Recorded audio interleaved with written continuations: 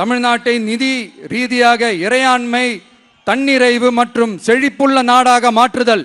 தமிழ்நாட்டுக்கு வருவாய் நன்றாக வருகிறது, ஆனால் அதைவிட அதிகமாக செலவிடப்படுகிறது. நமது மாநிலத்தின் கடன் 10.5 லட்சம் கோடியாக தாண்டியுள்ளது. கடந்த 70 ஆண்டுகளில் நாம் வாங்கியதை விட இந்த 5 ஆண்டுகளில் அதிகமாக கடன் வாங்கப்பட்டுள்ளது. நாம் இப்படியே தொடர்ந்து செல்ல முடியாது. வட்டிக்கு செலவிடப்படும் ஒவ்வொரு ரூபாயும் நம் பிள்ளையின் கல்வி, நம் குடும்பத்தின் மருத்துவம், நமது கிராம சாலை ஆகியவற்றில் இருந்து திருடப்பட்ட ஒரு ரூபாய்க்கு சமம்.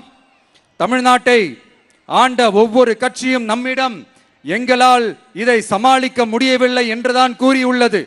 ஆனால் உங்கள் டிவிகேவின் பதில் மற்ற கட்சிகளிடம் இருந்து வேறுபட்டது.